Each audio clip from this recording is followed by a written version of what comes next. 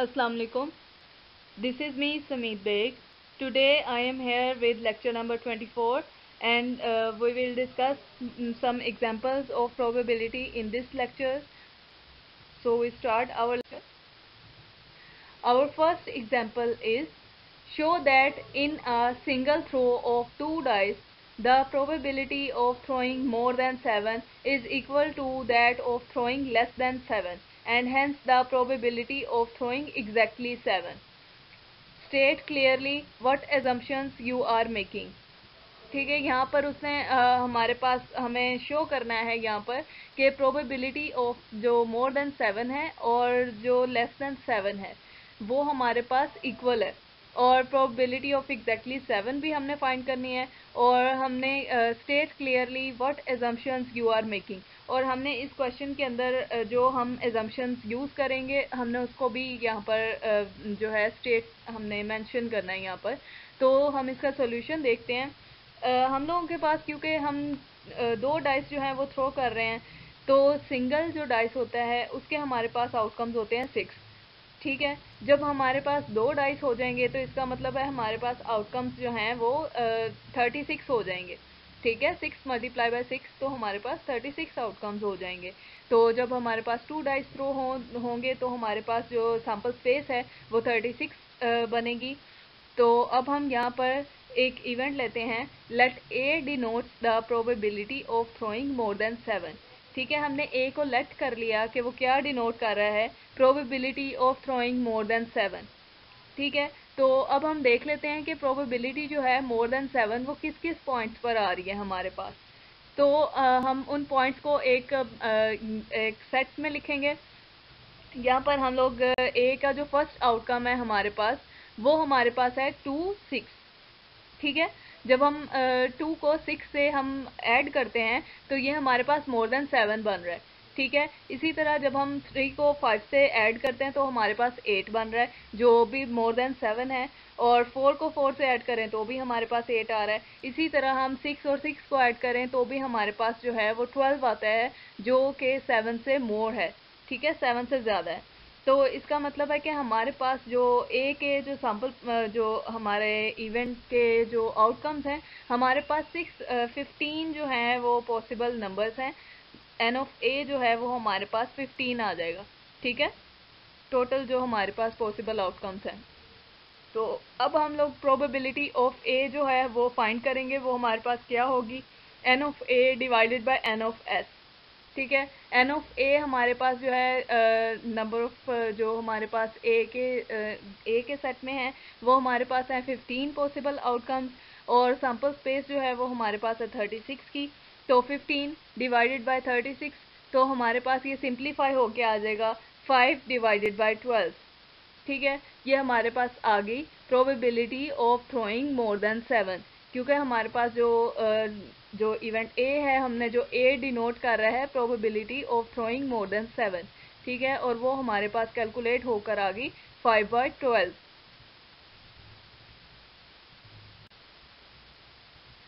इसी तरह हम लेट कर लेते हैं B an event denotes the probability less than 7 कि हमारे पास जो इवेंट बी है वो हमें क्या डिनोट कर रहा है, प्रोबेबिलिटी लेस देन 7 की। तो हमारे पास बी के जो हमारा सेट होगा बी का इसके अंदर वो सारे पॉइंट्स आ जाएंगे कि जिन पे 2 डाइस को जब हम थ्रो करते हैं तो उनके जो पॉइंट्स हैं वो लेस देन 7 आएंगे। ठीक है, उन पॉइंट्स का सम। तो यहाँ पर हमारे पास फर्स्ट डाई को जब हमने फर्स्ट और सेकंड दोनों डाइस को रोल किया तो हमारे पास आया 1 1। तो 1 1 को जब ऐड करते हैं तो वो 2 बनता है, लेस देन 7 है। और नेक्स्ट पॉइंट हमारे पास है 1 2 जो 3 बनता है, जिसका सम करें तो वो 3 बनता है। इसी तरह 2 1 इसका भी सम 3 बनता है और अप टू 5 1 जब हम 5 को 1 से ऐड करते हैं तो हमारे पास 6 बन रहा है। ठीक है, ये सारे वो पॉइंट्स हैं कि जिन पर हमारा जो सम है वो लेस देन 7 आ रहा है। ठीक है, हमारे पास लेस देन 7 आ रहा है यहाँ पर आउटकम जो है इसका। तो हमारे पास एन ऑफ बी जो हमारे पास नंबर्स आ गए वो हमारे पास हैं 15। ठीक है, यहाँ पर 15 पॉसिबल इसके आउटकम्स हैं जो हमारे सेट बी के अंदर हैं। तो हमारे पास ये 15 आ गया।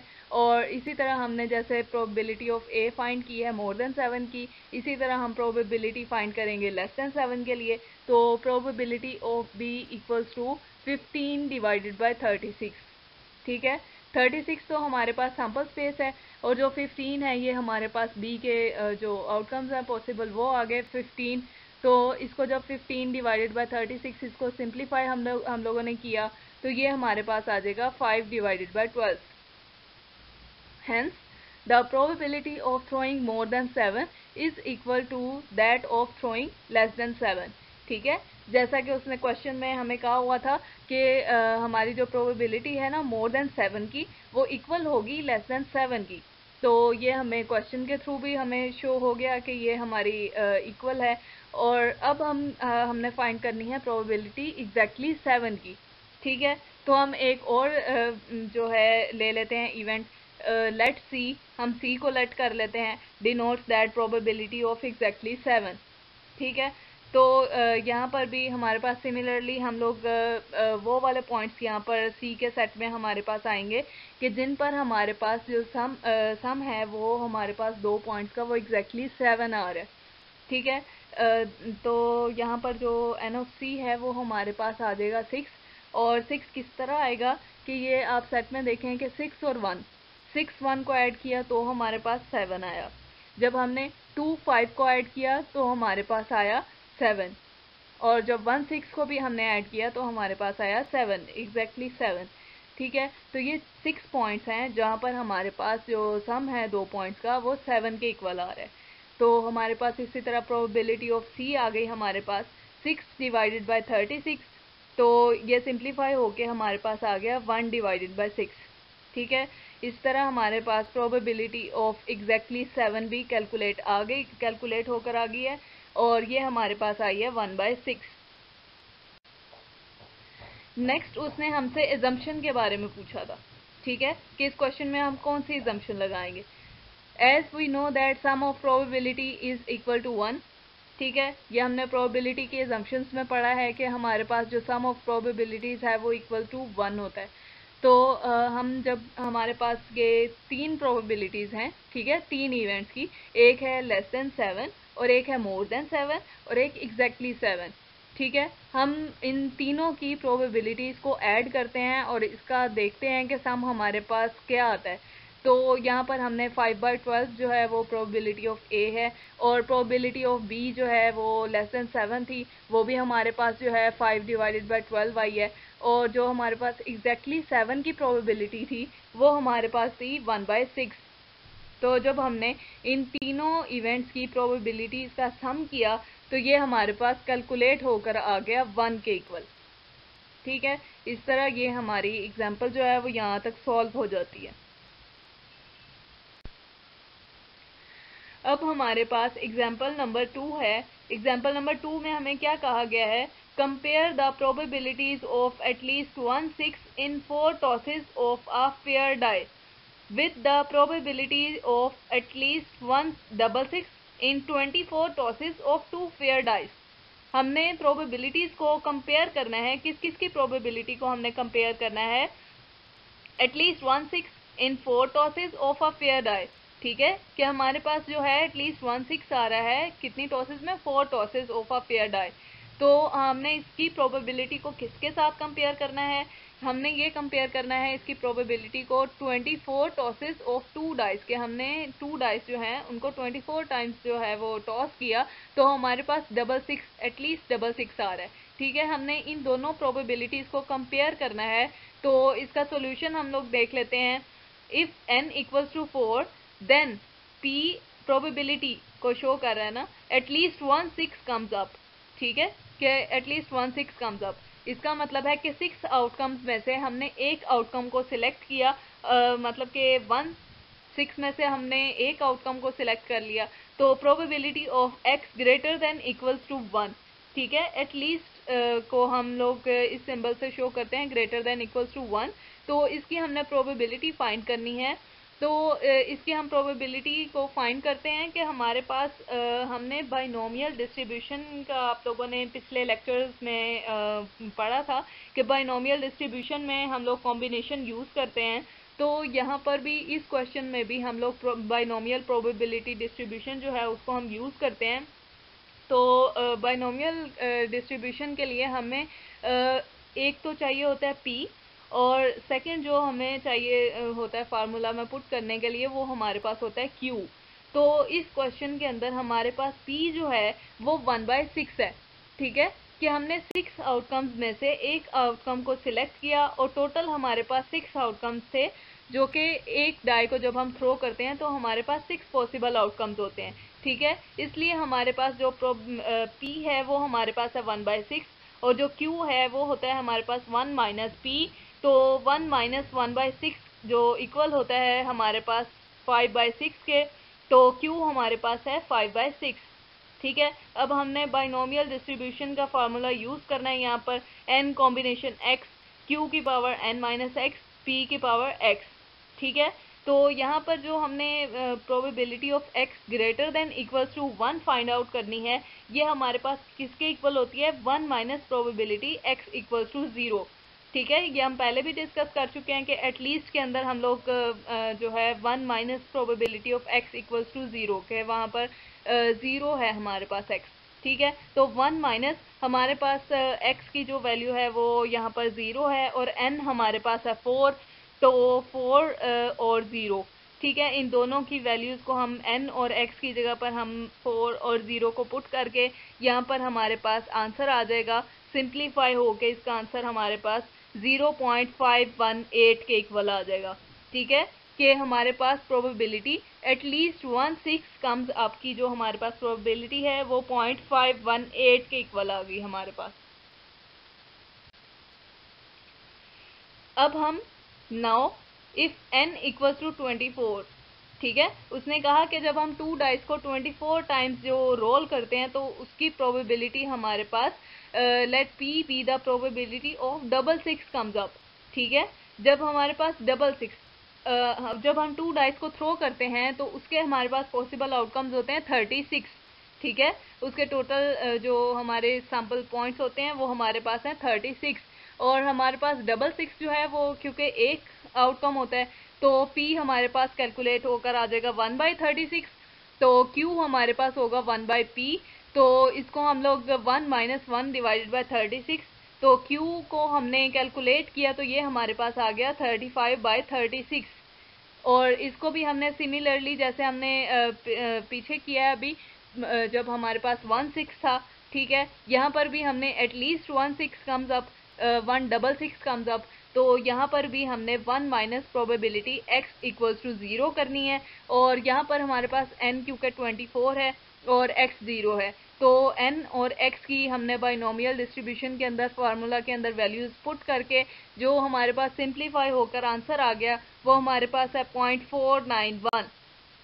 ठीक है, तो हमसे क्वेश्चन में ये पूछा गया था कि हमने प्रोबेबिलिटीज़ को कंपेयर करना था। ठीक है, इन दोनों प्रोबेबिलिटीज़ को हमने कंपेयर करना था कि हमारे पास 1/6 था जब हम एक डाई को थ्रो कर रहे थे, और 6 था जब हम 2 डाइस को थ्रो कर रहे थे।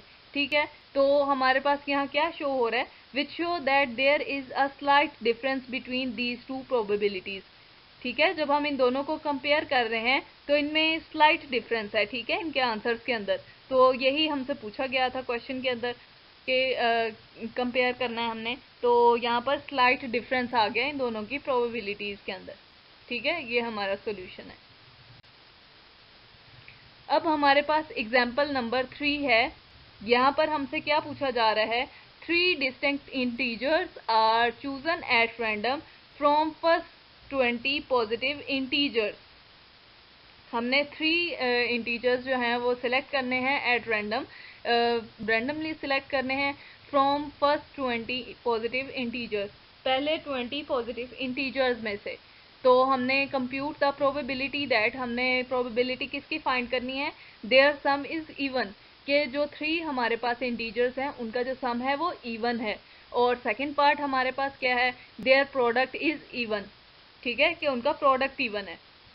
तो यहाँ पर हमारे पास जो n of s sample points जो होंगे वो 20 कॉम्बिनेशन 3 होगा, ठीक है, 20C3। तो ये हमारे पास कैलकुलेट होकर आ गया 1140, क्योंकि हमारे पास 20 इंटीजर्स हैं और हमने उसमें से 3 इंटीजर्स को सिलेक्ट करना है, तो हमारे पास आ गया 1140, ठीक है। तो हमने फर्स्ट पार्ट में हमने क्या फाइंड करना है, लेट कर लेते हैं हम A B the event which shows that their sum is even, कि जो हम 3 डिस्टिंक्ट इंटीजर्स फाइंड कर रहे हैं ना, कि उनका सम जो है वो इवन आ रहा है। तो वो सम हमारे पास इवन किस किस कंडीशन के अंदर आएगा, ये आप देखें इस क्वेश्चन में, कि sum will be even if we add either 3 even numbers, ठीक है, कि अगर हम कोई से 3 इवन नंबर्स को ऐड करते हैं ना, तो हमारे पास जो सम है वो इवन आता है, ठीक है। जैसे हम अगर ऐड करते हैं 2 + 4 + 6, ठीक है, 2, 4 और 6 को अगर हम ऐड करें तो हमारे पास 12 आ रहा है, ठीक है। और एक कंडीशन हमारे पास आ गई, और सेकंड में हमारे पास क्या कंडीशन आ सकती है, sum will be even if we add 1 even and 2 odd numbers, ठीक है, कि अगर हम एक इवन नंबर को ऐड करते हैं और 2 ऑड नंबर्स हों हमारे पास, जैसे हमारे पास 1 और 3 हमारे पास ऑड है और 4 जो है वो इवन है, ठीक है। हमारे पास जो 1 इवन नंबर है वो 4 है और 3 और 1 मतलब कि 2 ऑड नंबर है, तो 1 + 3 + 4, तो ये हमारे पास आ रहा है 8, ठीक है, जो कि है एक इवन नंबर। तो ये हमारे पास 2 कंडीशंस आ गई कि जिन पे जो आपका सम है वो आ रहा है इवन, ठीक है। ये 2 कंडीशंस आई हैं हमारे पास फर्स्ट 20 पॉजिटिव इंटीजर्स में से। तो यहाँ पर हमारे पास जो n ऑफ a है, ठीक है, a हमने कहा कि वो प्रोबेबिलिटी शो कर रहा है सम इज इवन, तो यहाँ पर n ऑफ a जो है वो हमारे पास क्या आ जाएगा, 10C3, ठीक है, कि हमारे पास जो 10 पॉजिटिव इंटीजर्स हैं उनमें से 3 के 3 ही इवन नंबर्स हैं, ठीक है। और या हमारे पास सेकंड कंडीशन क्या आ रही है कि 10 कॉम्बिनेशन 1 इंटू 10 कॉम्बिनेशन 2, ठीक है, कि हमारे पास एक जो है वो इवन है और 2 ऑड नंबर्स हों, तो फिर भी हमारे पास सम जो है वो 7 आ रहा है। तो यहाँ पर इनके दरमियान में और का वर्ड आ रहा है, ठीक है।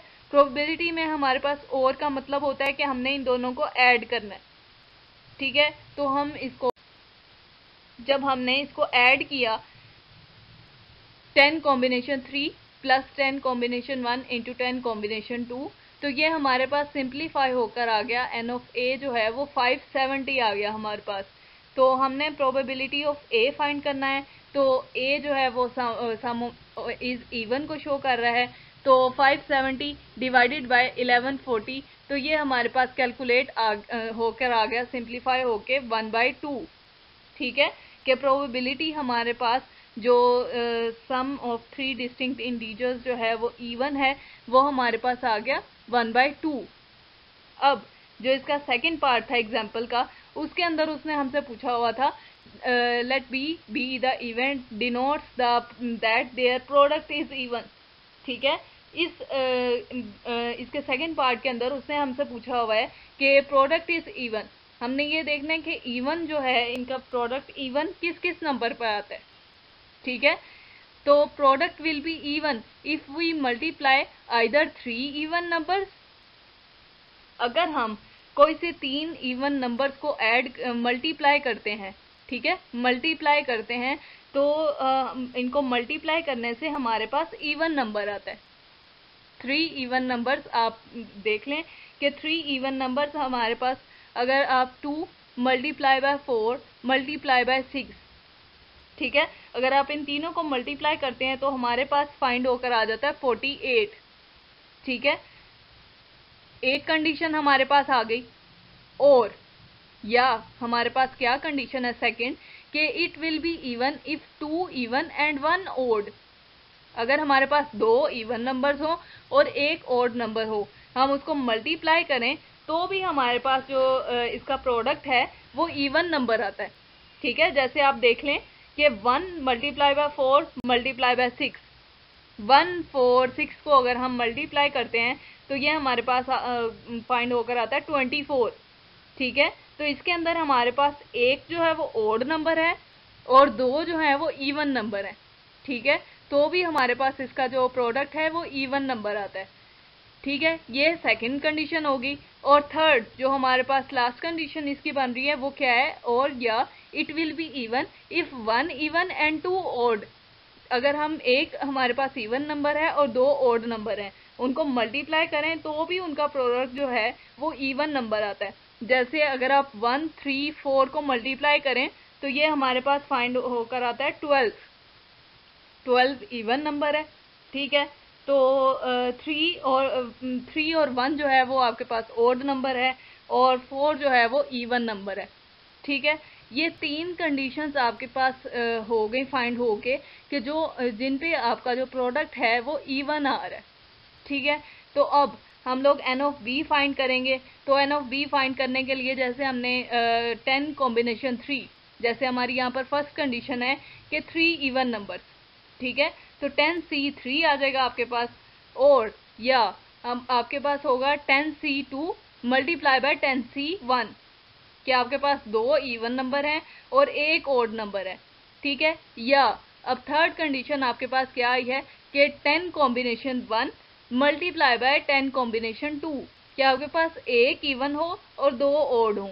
ठीक है, अब आपके पास ये तीनों पॉइंट्स आ गए हैं, आपने इन तीनों को दरमियान में यहाँ भी और है तो आपने इनको ऐड करना है। ठीक है, ऐड करके सिंप्लीफाई करके यहाँ पर आपके पास आंसर आ गया 10, 20। ठीक है, तो प्रोबेबिलिटी ऑफ बी डिनोट कर रहा है प्रोडक्ट इज इवन, तो n of B divided by n of S, तो 10, 20 डिवाइडेड बाय 11, 40, ये आपके पास फाइंड आउट होकर आ गया 17/19। ठीक है, ये इसकी प्रोबेबिलिटी आपके पास फाइंड आउट होकर आ गई।